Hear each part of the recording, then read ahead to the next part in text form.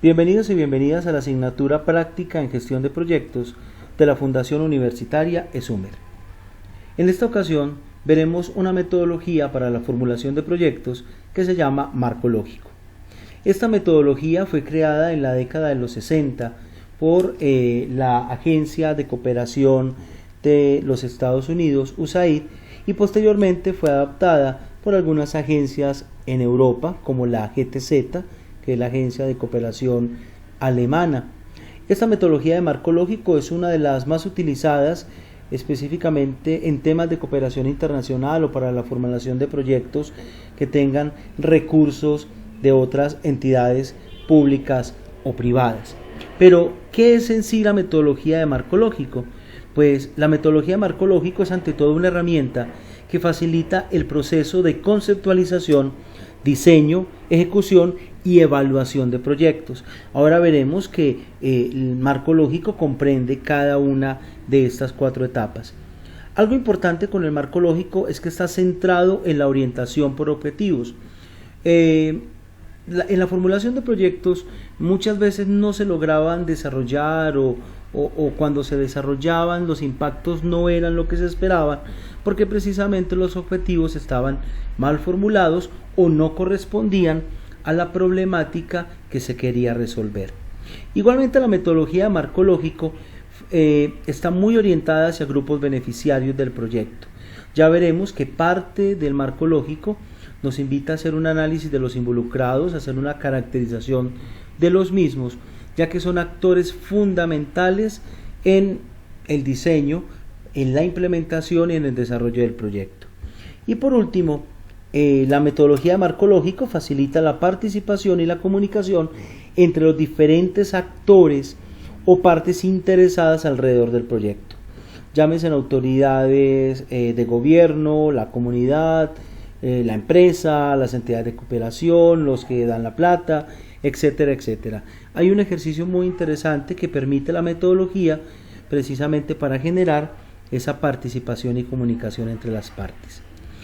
El marco lógico tiene 4 grandes etapas. Aquí vemos la primera que está, digamos, mochita, que se llama identificación.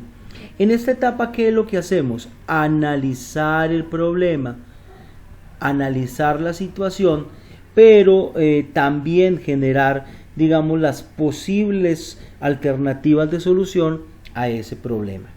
La segunda etapa, la segunda etapa es el diseño y la formulación, que comprende todo ese ejercicio de análisis que se hizo en la primera etapa, de generación de ideas, de evaluación de esas ideas y de selección de esas ideas, llevarlas ya a un documento que se llama matriz de marco lógico, donde yo planifico el proyecto, ya lo programo y con ese documento pues tengo la base para su ejecución y seguimiento.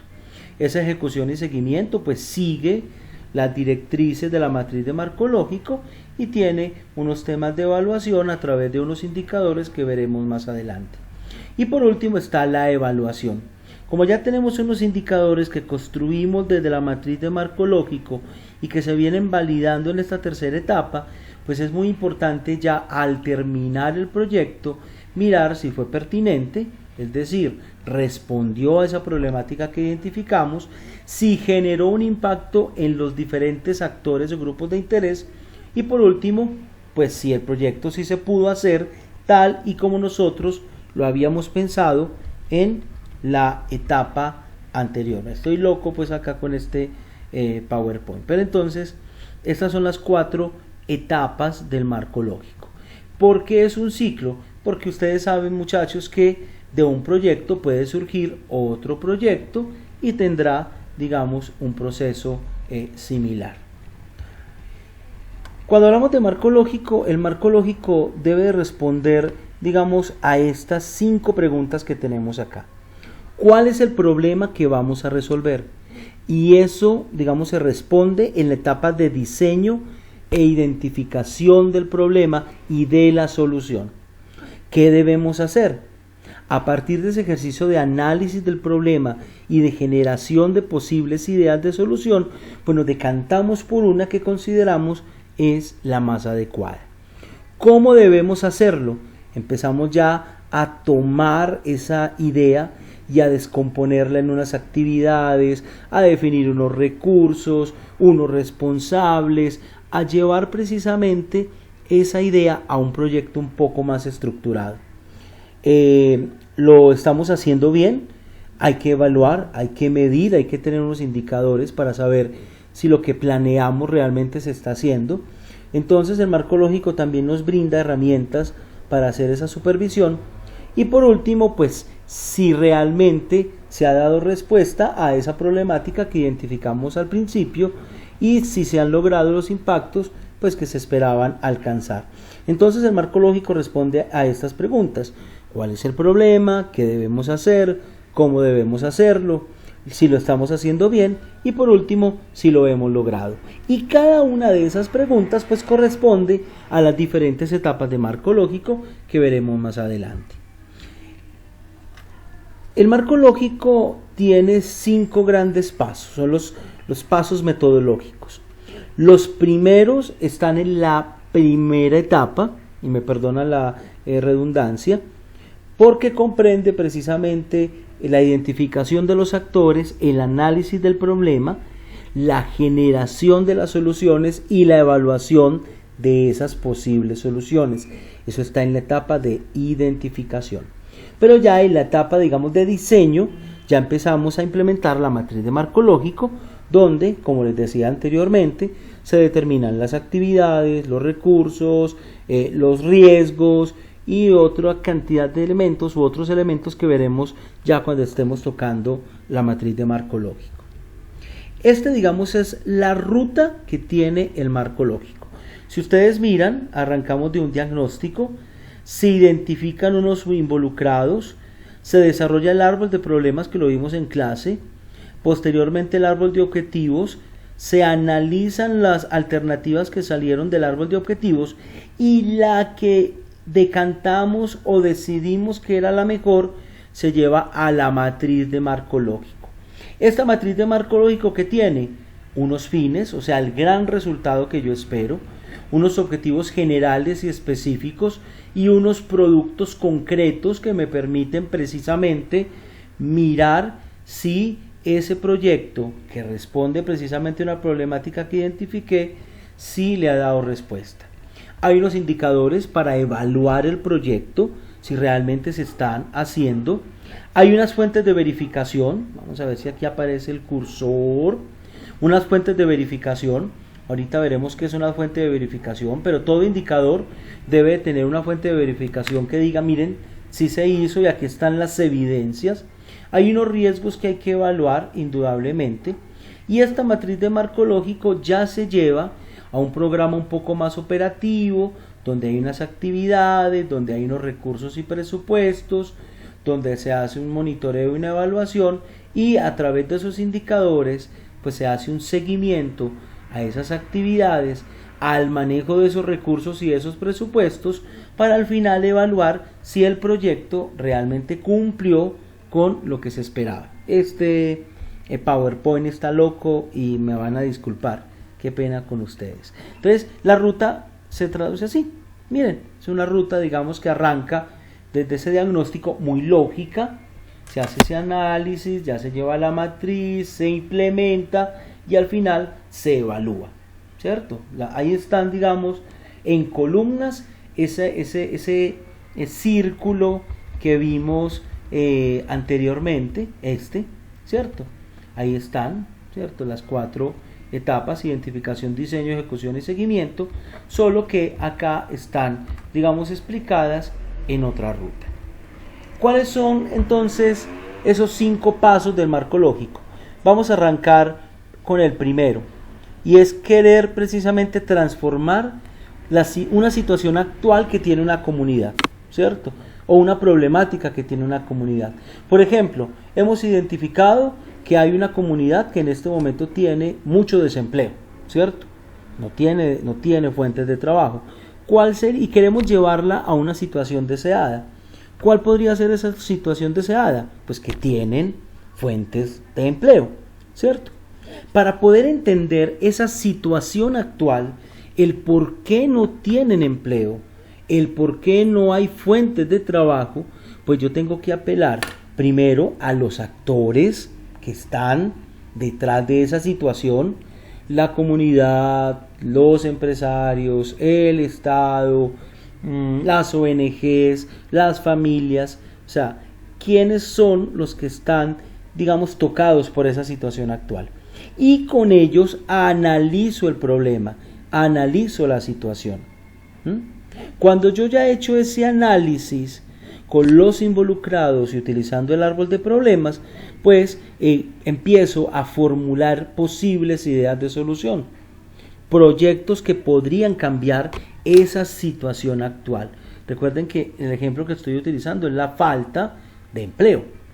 Para poder llegar a esa situación deseada y que se convierta en un proyecto, yo implemento el análisis de objetivos, que es una herramienta que me ayuda precisamente a generar posibles ideas de solución, y el análisis de alternativas, que me permite evaluar esas ideas de proyecto que salen del árbol de objetivos. ¿Sí? Aunque en esta diapositiva se llama análisis de problemas, pero en realidad es árbol de objetivos. Perfecto. Entonces, recordemos los 5 pasos del marco lógico. El primero, pues tiene que ver con entender esa situación, hacer un análisis con los involucrados alrededor del proyecto, implementar un árbol de problemas para mirar las causas y los efectos de esa situación, y posteriormente empezar a llegar a esa situación deseada, a esa situación que nosotros queremos alcanzar. De ahí surgen los proyectos a través del árbol de objetivos, pero como no podemos implementarlos todos, pues llegamos al análisis de alternativas. Entonces arranquemos con el análisis de involucrados. El análisis de involucrados es una herramienta que me permite precisamente identificar cuáles serían los grupos o personas que están presentes en un territorio y que tienen relación con esa problemática, que me pueden precisamente apoyar para darle solución a ese problema. Pero también el análisis de involucrados me permite identificar quiénes se opondrían, quiénes no estarían de acuerdo de solucionar esa problemática. ¿Qué se pretende con el análisis de involucrados? Pues se pretende precisamente mirar cuáles son sus intereses, cómo perciben el problema. Recuerden que el problema puede ser diferente para uno y para otro. ¿Qué recursos tienen? Y cuando hablamos de recursos no es el tema monetario, sino conocimientos, experiencias, contactos que pueden ayudar al proceso. Los mandatos, cuando hablamos de mandatos, son como el poder o cómo defienden precisamente sus posiciones, pero también la influencia que pueden tener con otras personas o con otros grupos. Entonces, ¿qué se hace en esa primera parte? Yo empiezo, digamos, a identificar, a segmentar esos involucrados, cuáles podrían ser las instituciones. En el ejemplo que tenemos de la falta de empleo, pues estaría el SENA con su agencia de empleo, el ministerio, la alcaldía de Medellín, algunas ONG que trabajan temas de emprendimiento. Pues hay que tener muy claro el contexto en el cual estoy haciendo el ejercicio. Los grupos de interés, entonces la gente organizada del barrio, pero también la delincuencia, que puede ser un factor importante porque le interesa que los jóvenes no consigan trabajo. La iglesia, bueno, la iglesia estaría más en instituciones, pero digamos las familias, los jóvenes, y otros pues son, como su nombre lo indica, otras instituciones o grupos de interés o personas que digamos podrían tener incidencia en el problema. Perfecto. Cuando yo ya he hecho este ejercicio de segmentación, cuáles son las instituciones, cuáles son los grupos de interés y cuáles son los otros, pues entonces empiezo a mirar cuáles de ellos son beneficiarios directos, o sea, frente al tema serían los que recibieran los primeros impactos, ¿cierto? ¿Quiénes serían indirectos? ¿Quiénes se beneficiarían, digamos, no de una manera tan directa, pero sí obtendrían ciertos beneficios? ¿Quiénes son los excluidos, los que no les interesa estar, digamos, frente en ese problema o en esa situación, no les llama la atención? ¿Quiénes son los neutrales, que ni fu ni fa? ¿Quiénes serían los perjudicados solucionando ese problema? quiénes se opondrían precisamente a esa solución de esa problemática. Entonces, en el primer ejercicio segmentamos, digamos, por instituciones, grupos de interés y otros. Acá, esos que segmentamos los clasificamos según la posición que tienen. Si se ven beneficiados de manera directa o indirecta, o si no les interesa, o si, digamos, se sienten como por fuera, o se ven perjudicados u oponentes. Y cuando yo ya tengo eso, pues entonces los llevo a unos grupos, ¿sí? Como se hace la segmentación, analizo cuáles son los intereses que tienen frente al proyecto, cómo perciben el problema, qué recursos tienen, qué poder ejercen. O sea, lo importante es hacer un muy buen análisis de involucrados, porque eso me permite precisamente poder desarrollar estrategias para vincular a esos grupos de interés o involucrados al proyecto. En ese sentido, el análisis de involucrados debe ser actualizado, ¿sí? Porque los grupos cambian. No es lo mismo los grupos que están presentes en una primera etapa que en una segunda. Es permanente, o sea, el hecho de que esté actualizado también me implica mirar qué otros actores han ingresado. Entonces hay que, digamos, volver a revisar ese análisis de involucrados, y como les decía, se convierte en un insumo fundamental para cada etapa. Si tengo la etapa de diseño, puede que sea mucho más importante pues contar con ciertos actores que en la etapa de implementación o en la etapa de evaluación. O sea, yo tengo que saber precisamente en qué etapa voy a necesitar a quiénes y cómo los voy a vincular. Perfecto.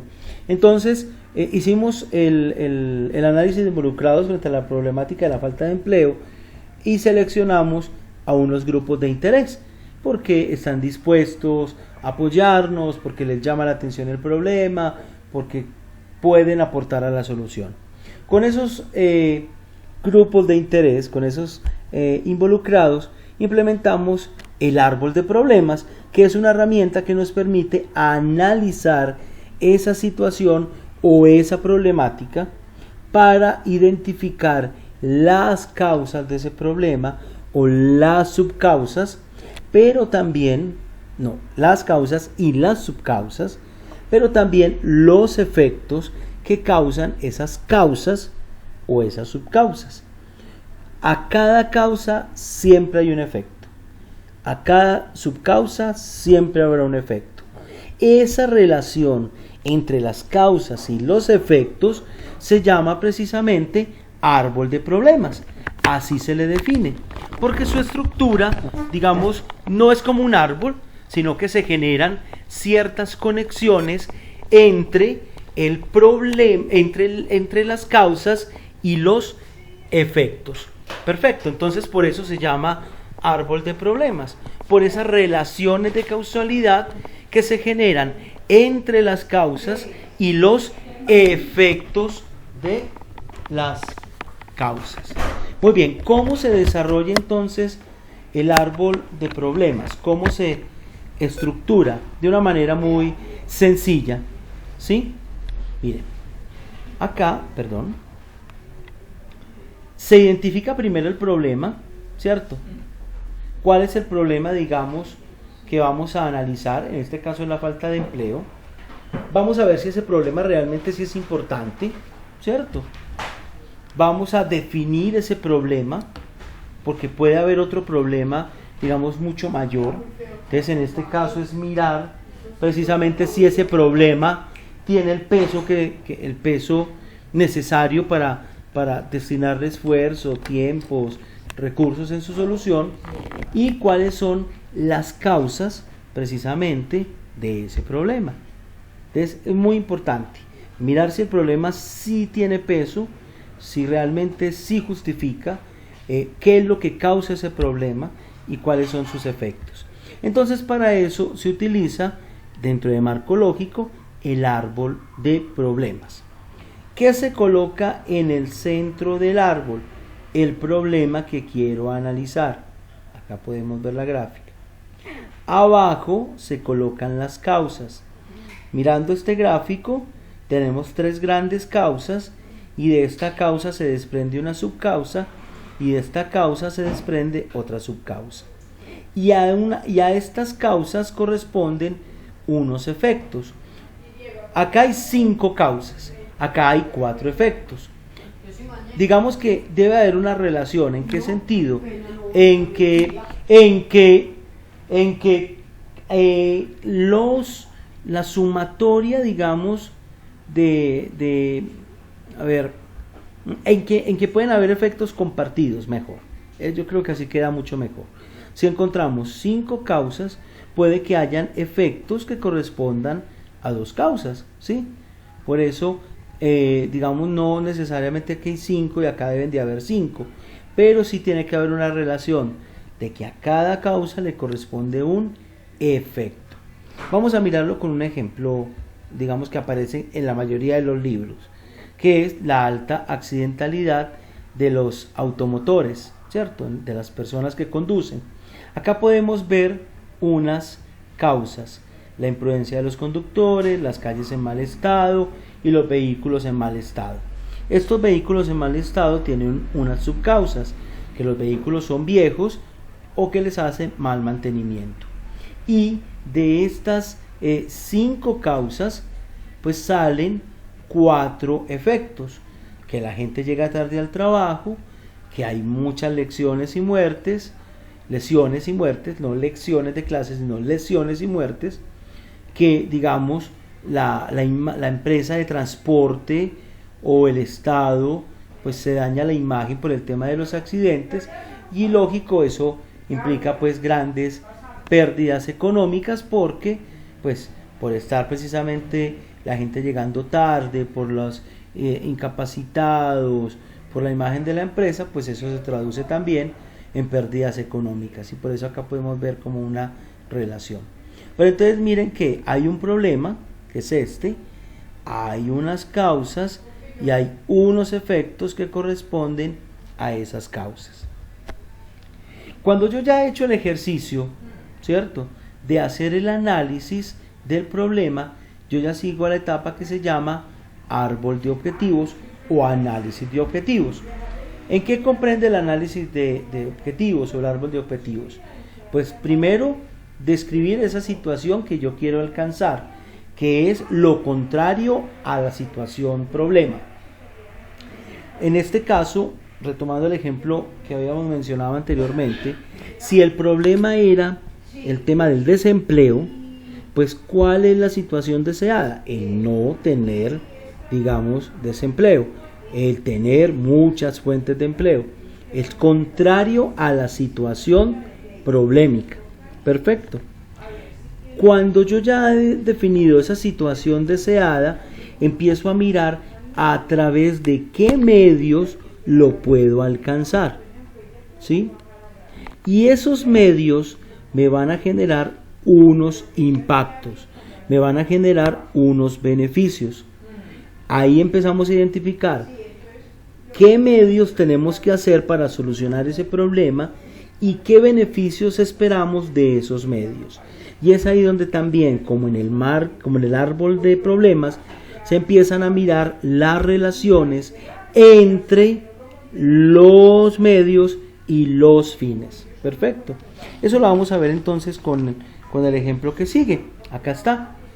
Aquí aparece, digamos, la situación que yo quiero alcanzar, que dentro de la metodología de marco lógico se entiende como el gran fin, ¿cierto?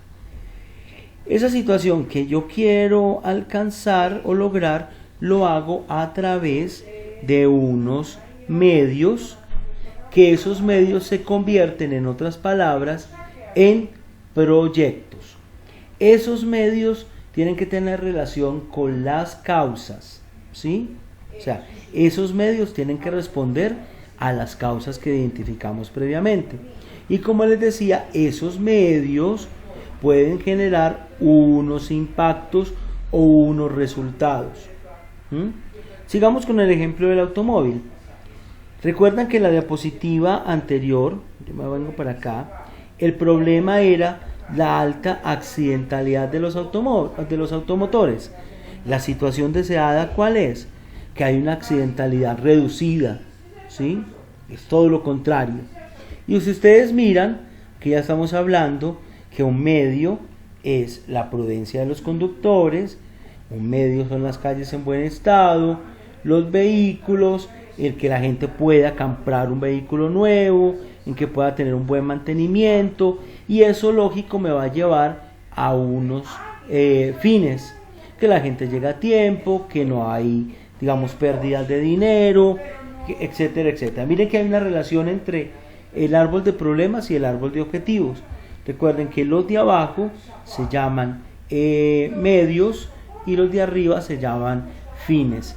Los medios se convierten en proyectos, pero nosotros no podemos desarrollar pues 5 proyectos, nos va a quedar muy complejo. Es ahí donde viene el análisis de alternativas. ¿Y qué nos dice el análisis de alternativas?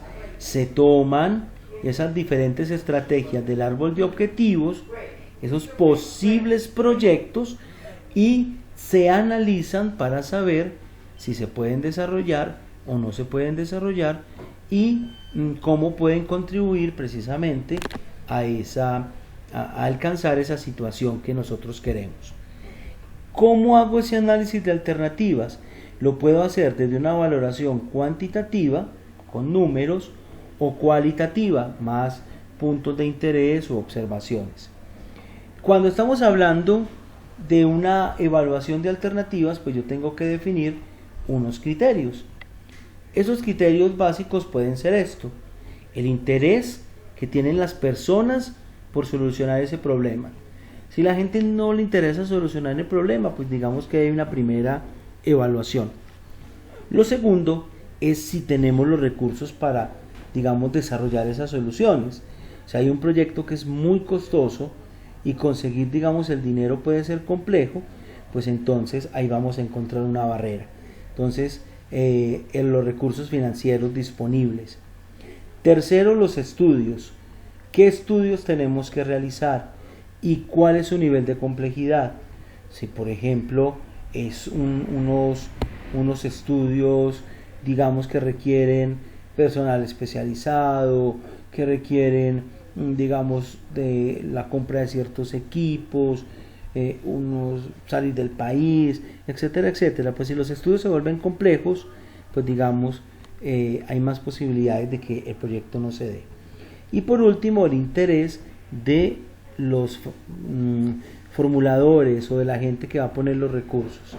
Si realmente no les interesa ese proyecto por X o Y razones, pues entonces digamos que será mejor buscar otro proyecto que nos llame la atención y que realmente pues nos mueva. Aquí encontramos dos metodologías que las vimos en un video anterior, en el de evaluación de ideas de proyecto, que hacen parte precisamente del marco lógico. Esta es una valoración de corte cualitativo. Acá están cada una de las alternativas que salieron del árbol de objetivos y que tienen un nombre. Entonces, conductores capacitados, vehículos cambiados, vehículos con buen mantenimiento. Recordemos un poco, digamos, como esos medios que surgieron. Y acá hay unos criterios que nosotros hemos definido: criterios de tiempo, de costo, del impacto ambiental, si, digamos, se orienta más a mujeres que a hombres, si beneficia a muchas o a pocas personas, los riesgos que puede tener y la posibilidad, digamos, de llevarlo a cabo, que es la viabilidad. Entonces, si recordamos en el video, pues hay una evaluación de carácter cualitativo donde hablamos si es largo, si el tiempo es largo o el tiempo es corto o el tiempo es medio, si el costo es alto o bajo o medio, si el impacto de género es medio bajo. Y recordemos que yo les explicaba de estas X que significan un poco más. En este caso, esta alternativa 2, por Dios, esta alternativa 2 tiene unos riesgos sociales mucho más altos que quizás los que tengan o presenten las otras alternativas. Y la otra manera de evaluación pues son de carácter cuantitativo, no cualitativo, es cuantitativo, donde precisamente las alternativas que salieron del árbol de objetivos los evalúo precisamente a partir de unos pesos. En este caso, si recuerdan el video, cada uno de estos criterios tenía un peso de 5:1, donde 5 era el más alto, 1 era el más bajo, se distribuyeron. En este caso, los proyectos deben de velar por mucha concentración de beneficiarios, de impactar muchas personas y de los riesgos, ¿cierto? Mientras que el impacto de género no tiene tanto peso.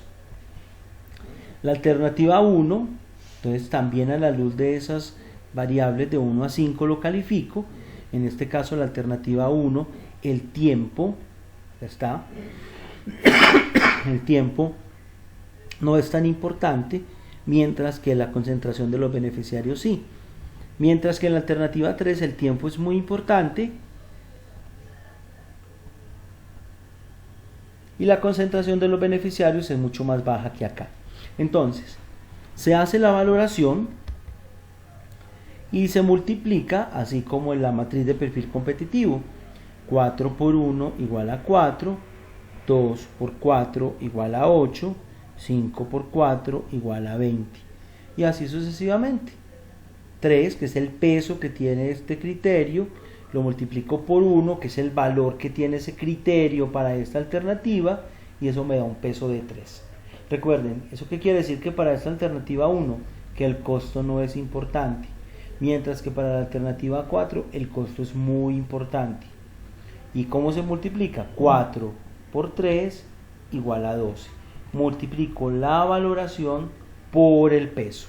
Al final yo sumo y el proyecto que tenga la valoración más alta o la alternativa que tenga la valoración más alta es la que llevo a la matriz de marco lógico y la que se va a convertir en un proyecto.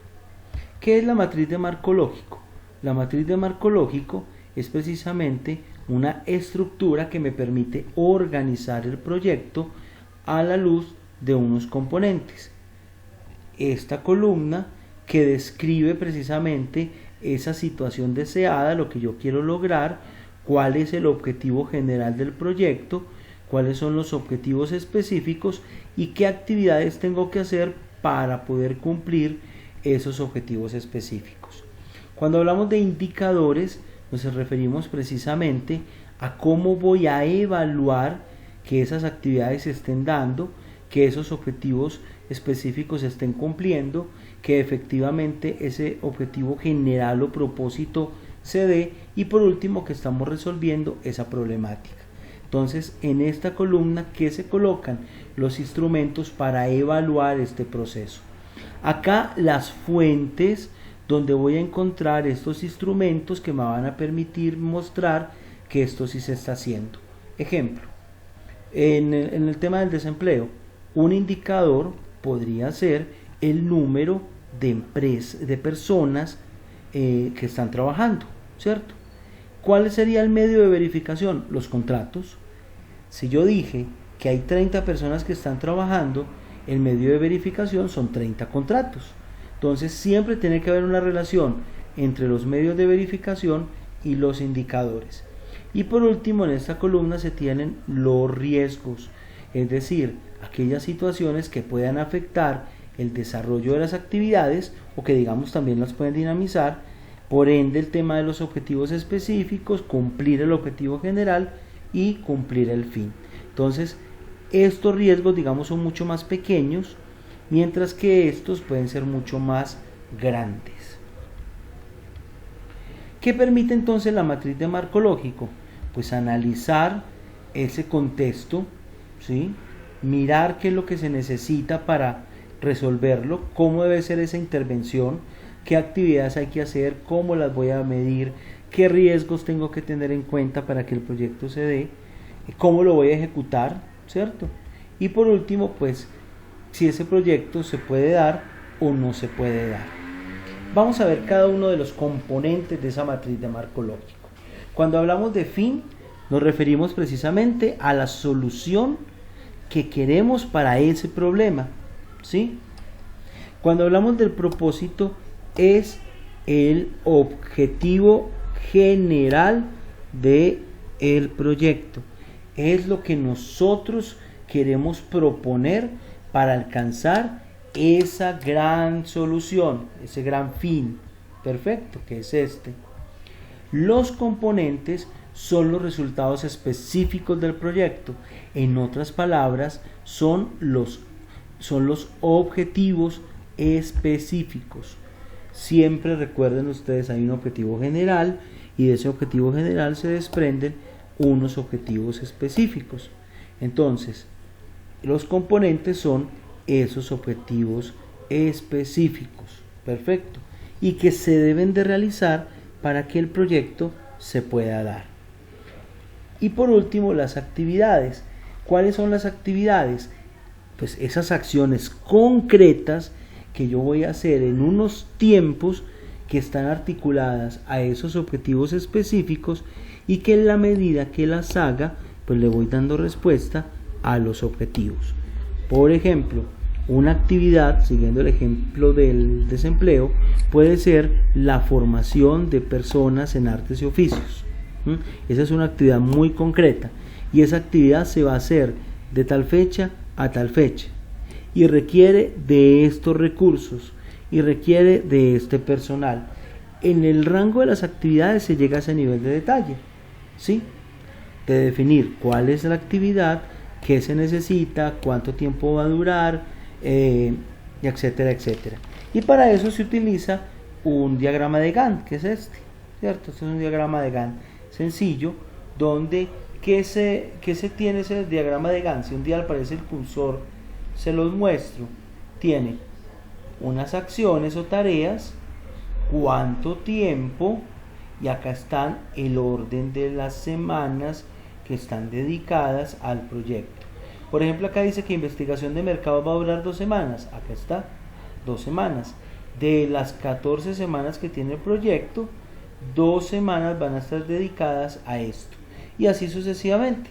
El diagrama de Gantt nos permite hacer control tanto de los componentes como de las actividades que componen esos componentes. Los indicadores.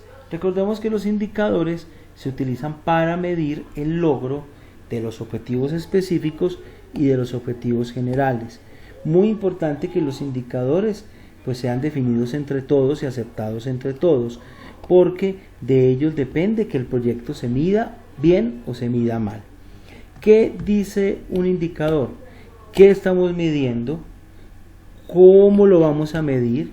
¿Y cuándo lo vamos a medir? Por ejemplo, personas formadas en emprendimiento. ¿Qué son? Personas formadas en emprendimiento. Cuando hablamos del cuánto, son 35. 35 personas formadas en emprendimiento. ¿Cuándo? Entre tal fecha y tal fecha, ¿cierto? Ahí ya estamos hablando de algo mucho más concreto para evaluar. Esos indicadores, pues yo los tengo que aplicar en las actividades para ver si se están haciendo. Pero para poder mostrar precisamente que se están haciendo las cosas, hay que tener unos medios de verificación o fuentes de verificación.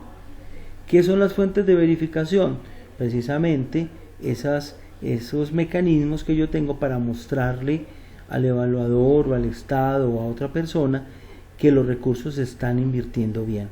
Entonces, que listados de asistencia, que fotografías, que los contratos, esos son fuentes de verificación porque me permiten precisamente ver si las cosas se están realizando. Es muy importante precisamente poder tener todo un banco de información, o sea, poder almacenar las fotografías, los videos, las investigaciones que se hagan, todo lo que se realice se convierte en un medio de verificación.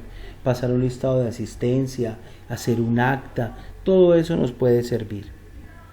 Por último, los supuestos. Los supuestos son riesgos. Son los riesgos que pueden afectar el desarrollo de las actividades. Son los riesgos que pueden afectar el cumplimiento de los objetivos. Son los riesgos que pueden hacer que no cambiemos esa situación.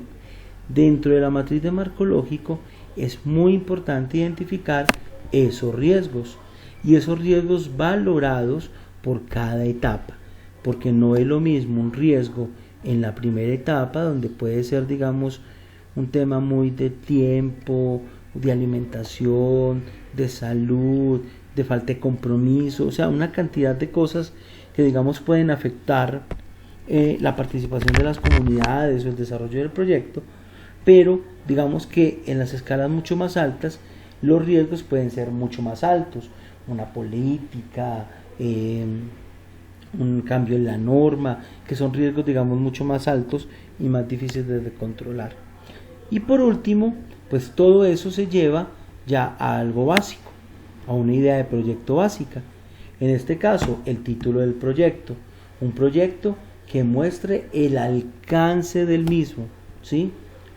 Por ejemplo, creación de una microempresa dedicada a la facturación, a la fabricación de blue jeans. El título del proyecto que me dice que ya estoy creando una empresa que va a fabricar blue jeans.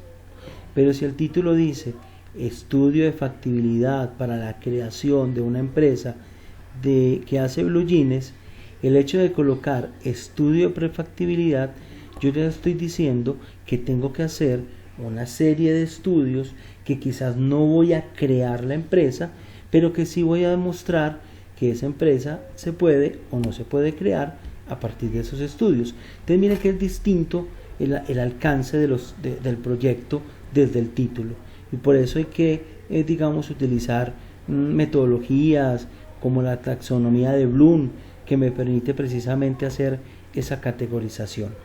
Importante describir el objetivo, qué es lo que yo quiero alcanzar, cuáles son las actividades que yo voy a realizar para cumplir ese objetivo, qué tipo de proyecto es, si es un proyecto de intervención social, de inversión social, si es de infraestructura económica, si es un proyecto particular de emprendimiento, etcétera, etcétera. ¿Dónde va a estar ubicado? Si va a estar ubicado en Medellín, en Río Negro, en Bogotá, no puede decir que en cualquier parte, porque el entorno influye. Entonces yo no puedo hacerlo en cualquier parte, tiene que ser en lugares, digamos, donde yo pueda fortalecer mi proyecto y que correspondan con las dinámicas del mismo. Igualmente la justificación y los antecedentes, que se ha hecho frente a esa problemática, si ya hay otros proyectos, si digamos se han hecho cosas, si han fallado y por qué han fallado. Recuerden que en investigación la justificación y los antecedentes nos permiten tener un piso y poder argumentar y explicar y decir de que el proyecto realmente vale la pena ejecutarse porque responde a ciertas condiciones. Los riesgos los tengo que evaluar también, como les dijimos anteriormente, como les dije, si yo no tengo presente los riesgos, pues pueden ocurrir muchas cosas. ¿Cuánto tiempo va a durar? Hay proyectos que son muy largos, entonces lo aconsejable es dividirlos, digamos, en fases, primera fase, segunda fase, tercera fase, o hacerlos, digamos, como por ciertas digamos como por ciertas etapas. Si yo veo que el proyecto es muy grande, lo puedo hacer por etapas, y al final la sumatoria de esas etapas, digamos, me determina la duración estimada, pero también el cambio que quiero lograr en la comunidad beneficiada con el proyecto. Presupuestos e inversiones, cuánto me voy a gastar, qué tengo que comprar, a quién tengo que contratar, qué tengo que pagar. Eso es muy importante definirlo en una idea de proyecto o perfil de proyecto. Y por último, el personal que necesito, a quién tengo que vincular. Es diferente al análisis de involucrados, ¿sí? Porque yo puedo diseñar un proyecto con la comunidad, pero al final van a necesitar de cierto personal que la comunidad no tiene. Entonces acá es el personal. ¿Qué personal necesito? ¿Cuánto le voy a pagar? ¿Durante cuánto tiempo? Porque ese personal, así como los involucrados, hay unos que están en unas etapas que en otras. Perfecto. Entonces esto es lo básico de una idea de proyecto, y yo quiero pues invitarlos a que profundicen un poco más en la matriz de marco lógico. Es una metodología muy interesante, pues dura un diplomado o una especialización, y lo que hicimos fue verla rauda y veloz, pero la invitación es, muchachos, a que ustedes indaguen un poco más, a que consulten y puedan llevar esta metodología de marco lógico a sus empresas o a sus diversos escenarios.